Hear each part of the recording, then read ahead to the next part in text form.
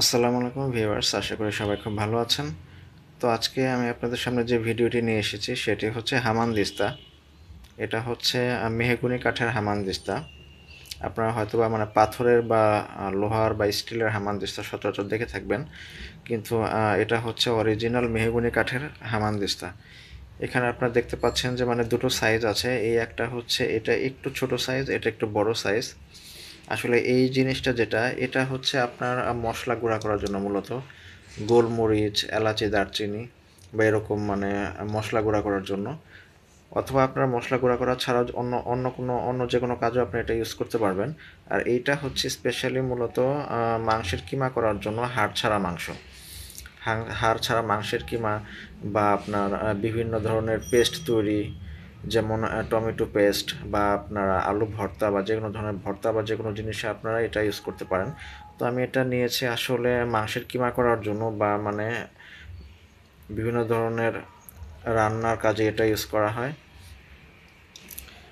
রান্নার উপকরণ রেডি করতে এটা ইউজ করা হয়। আর এটা মূলত কিনেছি হচ্ছে এটা আপনার মশলা গুঁড়া করার জন্য, গোলমরিচ, এলাচি, দারচিনি এইসব।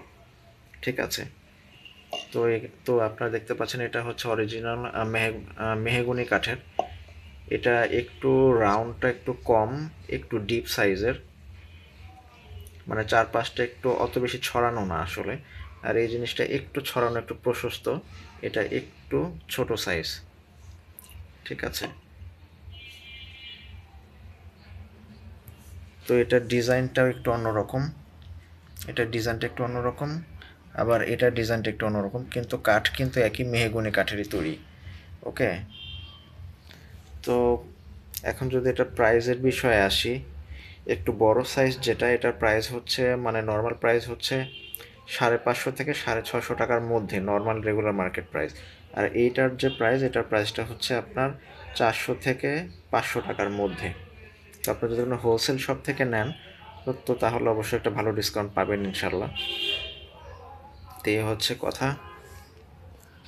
আসলে হামানদিস্তাটা খুবই গুরুত্বপূর্ণ একটি জিনিস।